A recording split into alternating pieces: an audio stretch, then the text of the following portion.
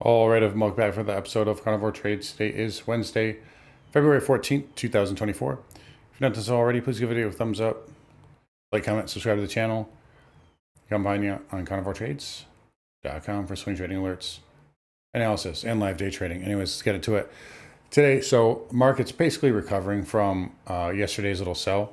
And you're going to see we had a little gap and go. It was definitely kind of a whipsaw Wednesday. So gap, I shouldn't say gap and go. We pulled back. We floated up very quietly. And then we had a little bear trap here in the middle of the day. And I find it very funny. It's like they almost did, and I called this out in the live room too, even in the short video from this morning. But it's like they didn't even bother to change the algo. So if we go back to 2 weeks ago, it's like we had this little wedge here and then a low and we spiked it and then we went back up. Kind of similar price action here today, right? Little wedge, breakdown, and then we kind of spiked this low and we went right back up. Where are we going to go? Right there. So there's your 5K handle. The 0DT, the Gamma boys are coming for that. But additionally, if we just take a fib here, and you're going to see it's a perfect 618, right, like basically to the penny, or a point, half a point away on the SPX. So pretty good, pretty interesting to see. That tells me that a lot of factors lining up there. It probably wants to go test that. The onus is on the bears to defend this. So if they don't, then we don't get lower highs, and the market can go higher. It's really that simple. The next really last line of defense from there would be 50-20, 50-20, 50-25. If we get through that, then we're probably going to go make new highs, make a double top, something like that. I will say, and this is something I pointed out yesterday or last night on Twitter. Again, look at the trend line here, and you're going to notice the space between the hits. So if we take a look here, this is 79 days, this is 14, this is 13. So you could make a case momentum is declining. Take a look at the RSI, and that's it's shown here at the RSI with the momentum declining, less space between the hits. Usually tells you that you're going to be you're running out of steam here. So again, that doesn't matter. The onus is still on the bears to do something. We have OPEX this week, so my guess is we'll probably be pinned for the most part. And then we have the Super Bowl next week. You guys thought it was this past Sunday. It was actually next Wednesday when NVIDIA reports earnings. So that's going to be, so we got the Super Bowl next Wednesday. We'll see. Do we come up here and maybe do we put in a lower high, then we break the trend line? Could be a possibility. NVIDIA is pumped up enough that it's gamma squeezed enough. SoftBank has got enough call options in it. I don't know, is it priced in finally? We'll see. We'll see if that finally is.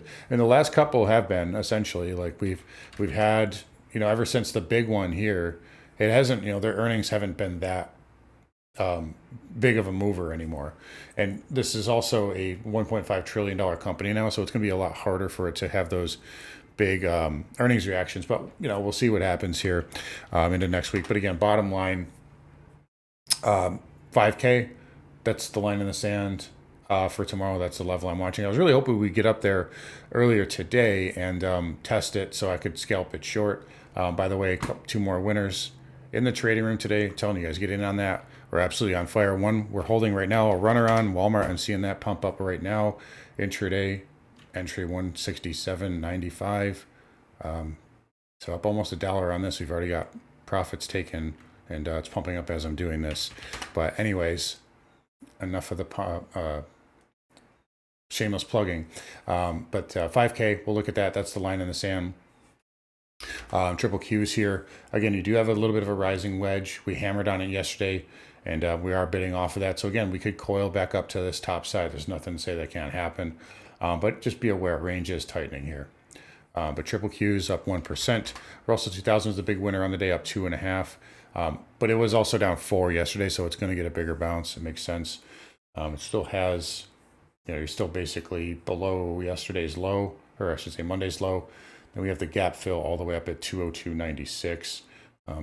So So still not back above 200 even. But another thing too, by the way, look at the volume from yesterday. Look at it today.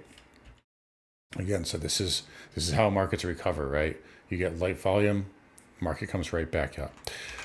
But yeah, diamond, or I should say, Russell 2000. We'll look at the gap fill there. But 200 is still a psychological level.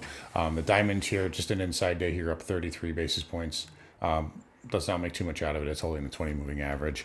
SMH, again, big winner, up 2%. Again, rising wedge.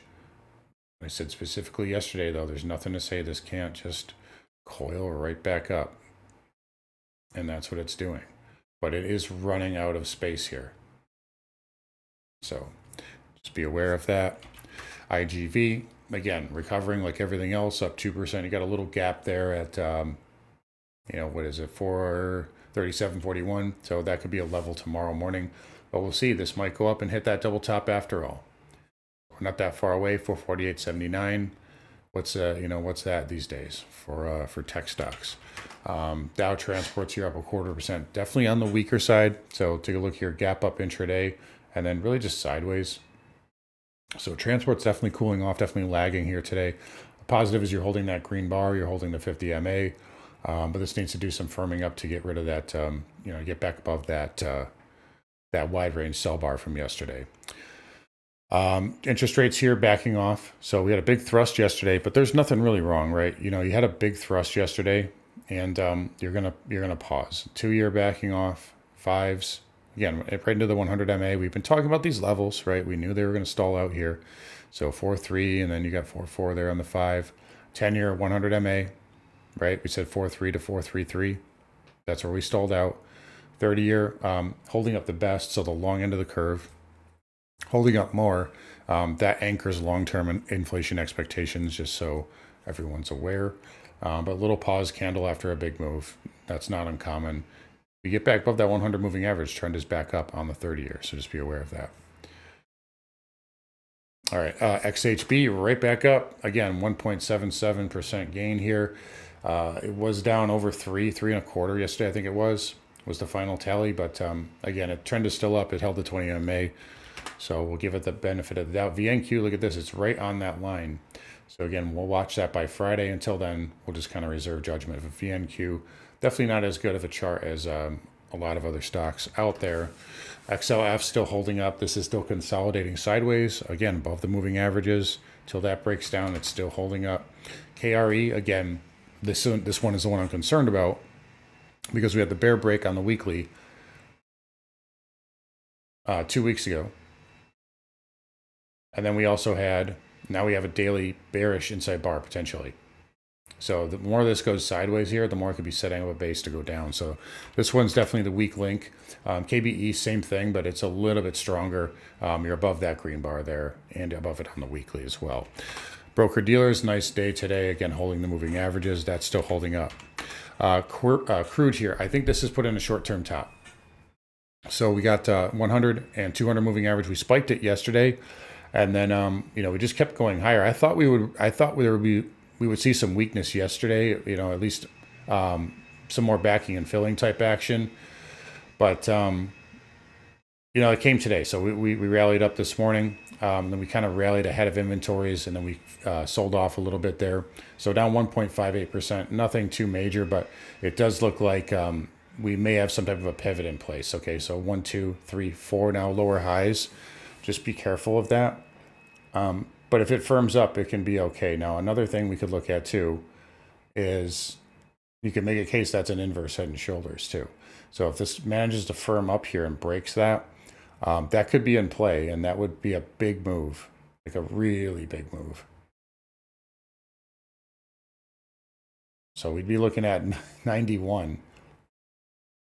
Okay, so I'm not making that up. That's just the charts, what the chart target would be. So it'll be a big move. That's higher than I think it'll go, but I think 84, 85 is kind of probably about it for crude right now. But if it happens, it happens. You never know. Geopolitical stuff. We're in that environment right now. But yeah, crude backing off short term, 75, and then this trend line. We've hit this trend line multiple times, so it can break if the bears get control. Anyway, XLE fractionally lower today. That pattern is still okay on the daily. XOP actually green, up 23 cents. I like the higher lows. I liked your hammering up on this trend line. If that breaks through, that can get up to 140. OIH, you guys know I like that still. Let's extend, there we go, extend that out. A little bit of a weak pattern here right now, but if it can firm up and get back above 293, what is this? Yeah, 293. You can go back and test this 50 moving average again, which coincides with that trend line again. I can't rule out another little dip here, but that's all I think it would be if it happens. CCJ getting defended here. Again, we'll watch that on the weekly close. URNM is fine. No problems there. Nat gas now 8 days in a row down. A lot of people asking me where's the bottom in this. You got to have, and I'm telling you, you got to have a straight line down. So it has to be, so look at the hourly here. So notice how it's just hitting that 50 and 20 moving average on the hourly. You got to get it to, from doing this, it's got to do that. I want to wake up and see it already down 5%. I don't want to see it grind down 5% over the course of 24 hours. I want to see it down tomorrow when I wake up 5%. That's how you know capitulation's in. And the bottom is very close.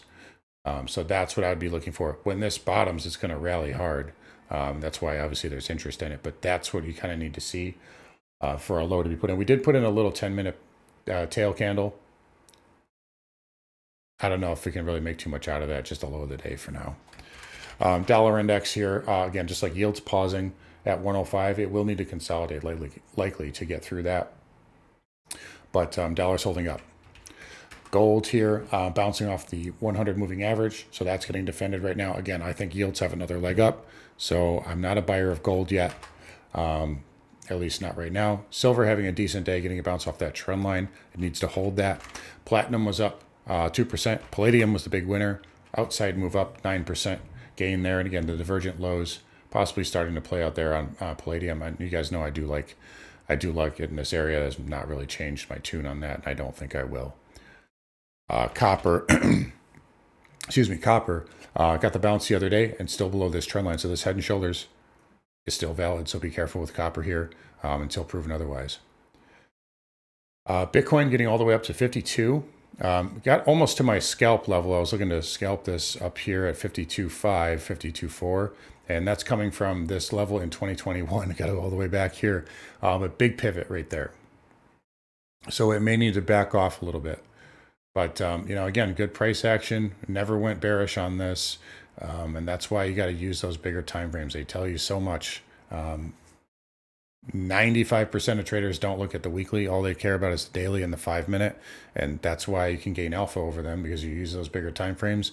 And they tell you to be bullish when everybody else is getting bearish, which is right down here. And pretty good move for Bitcoin, though. It's acting well. A little overbought short term and into some resistance, so it does need to back off. But again, it's still acting really well. All right, so market's set to close here in a minute. Let's take a look. Yeah, we're inching up close to 5K. And that's where we're going to close today. We'll probably close a penny or two below it. It doesn't really matter. It's inconsequential to the price action. Again, watch this trend line. Watch 5K tomorrow, lower highs. Next level after that, 50.20, 50.25. It's on, onus is on the bears to show up here. If they don't, then the market can go higher. It's really that simple.